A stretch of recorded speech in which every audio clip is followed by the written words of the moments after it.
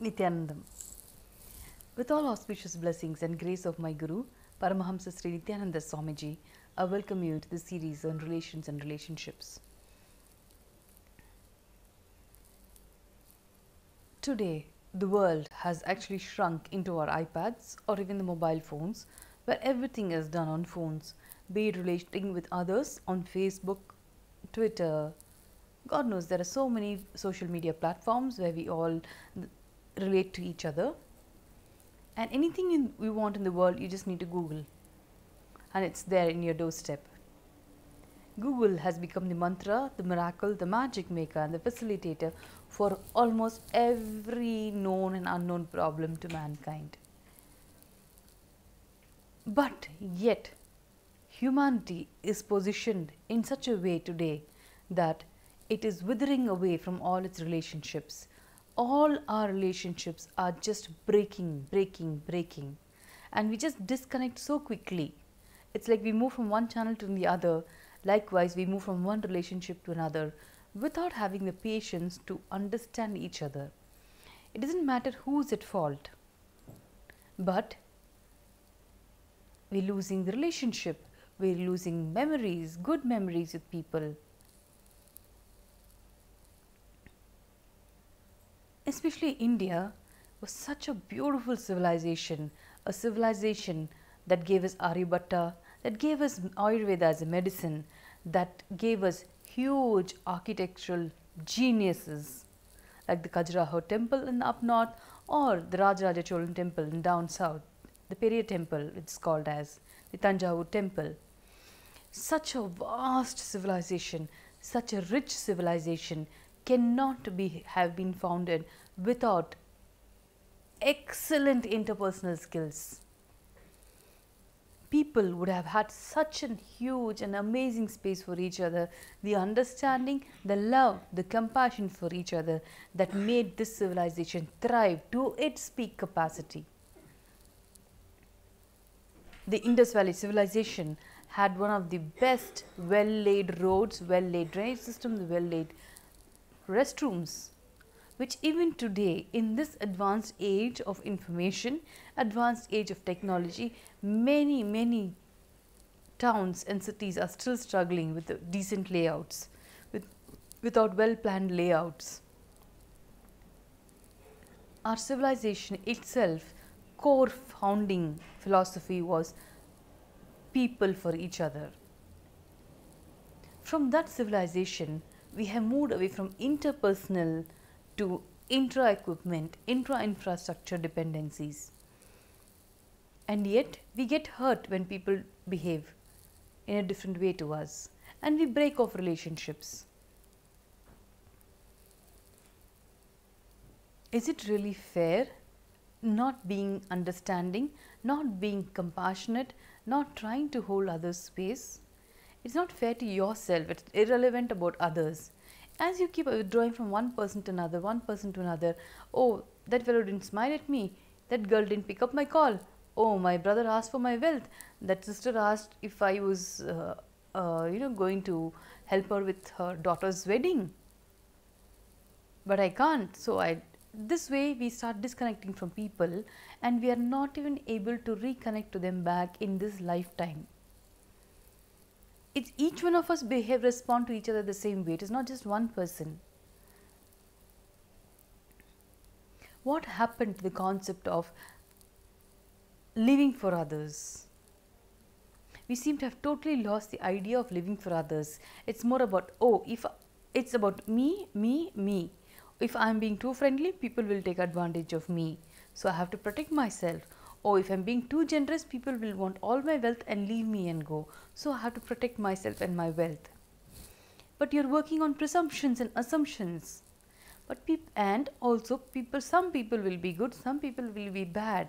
But assuming everybody and painting everybody with the same color is where you are going to miss out on life, where you are going to have an empty, grey life versus a joy, celebratory life.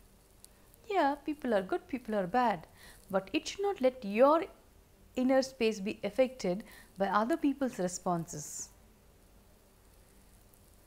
I want to share a story from Krishnadevaraya's life. Krishnadevaraya was the greatest king of South India who ruled from down south Calicut to Cuttack, almost Orissa, that's almost more than almost half a country. Sri Krishnadevaraya was not only a great warrior, he had great interpersonal skills, and he was in love with a dancer. Being a king, he was asked to marry another princess.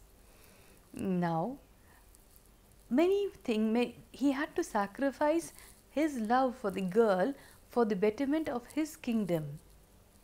No, you can say, we can all argue like some arrogant brats do. Oh, he could have given up his kingdom. Someone else would have taken care of the kingdom. Someone else could have been a ruler. He wanted to be a king, so he's pretending he sacrificed his love. It's not that way. His responsibility as a king he had to fulfill. So to protect his kingdom, he marries Tirumala Devi from Kanchipuram. But that lady is so sweet. I cannot imagine this situation in today's world ever, which is why I'm forced to share this story. I just feel I have compelled, not forced, I feel compelled to share this story about Tirumala Devi and Krishnadevaraya. Tirumala Devi is a princess from Kanchipuram who marries his great king Krishnadevaraya. It is more of a kingly alliance, of course not a love match, but an alliance based on many factors, mostly political factors. She gets married, and the first time she meets Krishnadevaraya, she tells him, I know you're in love with another girl, and I know your queen mother promised that you will get married to her. So till you get married to her, we will have no marital relationships, only friendship. Can you imagine a wife saying this? Today, the girl would have thrown tantrums, broken the roof ceilings, broken the marriage, gone back home, been throwing tantrums at her parents, throwing tantrums at the poor fellow. And she actually waits for him to get married to the love of his life, Chinnamma Devi. Chinnamma Devi is a court dancer. And though Krishnadevaraya's mother was not in favor of this alliance, and though Appaji, his own prime minister, was not in favor of the alliance, seeing his commitment to the girl, his love for her, his stability for Chinnamma Devi, Krishnadevaraya's stability for Chinnamma Devi, his mother, the queen mother, concedes that she will get him married. His prime minister, Appaji, knowing very well that it will not be good in the eyes of the public, it may bring down the stature of the royalty, he agrees to stand by his king Krishnadevaraya just because Krishnadevaraya is in love with that girl. Just see how many people are playing such important roles in a person's life. One side Tirumala Devi, his queen, another side his mother, the queen mother, and the other side is Appaji, his prime minister. The three most important people in his life provide him such a stable, solid foundation for him to marry his love, his heart, whom he eventually does. And that is the statues we will find in Tirupati temple, Krishnadevaraya with his queen Tirumala Devi and his other wife Chinnamma Devi. It is such a, here, in more than Krishnadevaraya's love for Chinnamma Devi, it was the way that people around him sacrificed their selfish interest so he is happy.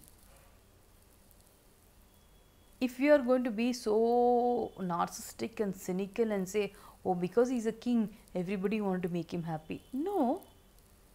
His mother need not have acquiesced to his request. He would have been forced to obey his mother because he respected his mother amazingly well. He would not have gone against her. He would not have gone against Appaji when he knows two of the most important people in his life are opposing it. He would not have gone against them. He would have been a heartbroken man. Likewise, him agreeing to marry Tirumala Devi and Tirumala Devi waiting for him to get married to Chinnamma Devi creates such a beautiful space of Advaita for her and Krishna Deva Raya to coexist, and for Chinnamma Devi, when she finally marries, to have the safety and security that Tirumala Devi is standing for her and Krishna Deva Raya and not for herself alone, not for Tirumala Devi herself alone. When the selfish component is removed from a personality, see how many people are made happy. And Krishna Deva Raya didn't sit saying, "Oh, I'm going to find my love, I'm going to find my love." He didn't sit. He fought wars, he established his kingdom, he laid roads, he built dams, he provided security for all the temple tourists who would travel all the way from Vijayanagara to Tiruvannamalai and back. Yes, Tiruvannamalai was a very well known temple town even in those days, where people used to come often, travel often to get the darshan of the Lord Shiva himself. And he donated hugely, massively to all the temples, be it Kanchipuram, be it Tiruvannamalai, be it Tirupati. All this while he was still looking to get married to Chinnamma Devi. He did not sit in one corner of some building or his royal palaces or go into some vague depression, like the famous story of Devdas, where he goes into depression and goes into drinking. Come on, is that even a life? Even though Krishna Deva Raya was not sure his mother will stand with him or not, even though he was not sure whether Appaji will stand with him or not, and even though he was not sure how Tirumala Devi will react, he stood firm on his thing that he was in love with Chinnamma Devi and he wanted to live his life with her because he committed to her that he will marry her. For that commitment of his, he spent so many years looking for her, finally finds her, gets married, and they live happily ever after because so many people around him sacrificed their selfish interest, especially his wife Tirumala Devi. She sacrificed her, whatever you call, the right to be a wife or the queen, his queen, in every sense. So he is happy. But she doesn't sit in the palace when he goes for wars. She follows him. Every battleground she follows him. Just to make sure he's fine. Just to take care of him. Just to make sure, oversee things along with him. She did not behave like the rejected, depressed wife and say, "Oh God, my husband is in love with another girl, but he was forced to marry me. This is the saddest and the most depressing fact of being a princess. I have to sacrifice myself." No. She was so joyful and just happy. The completion, the space of Advaita, she constantly held in herself. She was able to radiate with Krishna Deva Raya and his wife also, her co-sister, you could say, or sister, Chinnamma Devi. This is the feeling of Advaita that you need to have in relationships. Knowing that each of us will sacrifice something or the other for the other person to be there, to be around, to be part of the family, is the only security we can give to another person, which will lead us to completion at one point or the other. Be it husband, wife, father, son, father, daughter, mother, children, anybody. Do not push your ego, your selfish interest onto others. People are not bad. You just need to step out of your selfishness and just do your duty simply, joyfully. Everything will get aligned. That's the space of Advaita you can hold for any relationship. If you enjoy watching this video, please share this video with as many people as you know and press subscribe to this video. If you have any more questions where I can help you in your relationships, if you have any personal questions or personal guidance required, please message me in the inbox below, or you can Facebook me, or you can email me at my email ID, which is available in my Facebook ID. Or if you want to know more in-depth relationship secrets or happy relationship secrets, please visit our website nityananda.org, where my Guru, His Holiness Paramahamsa Sri Nityananda Swamiji, has so beautifully explained the reason for the coexistence of human beings, how we can live happily without a conflict. But beyond that, if you really want to experience the space of Advaitha, attend the Inner Awakening program. It's a 21-day workshop held every month in our Bangalore headquarters, the Bangalore Adhinam. If you want any more details about any of our programs, please email me or message me in this inbox below and I will get back to you. Thank you for watching. Nityanandam.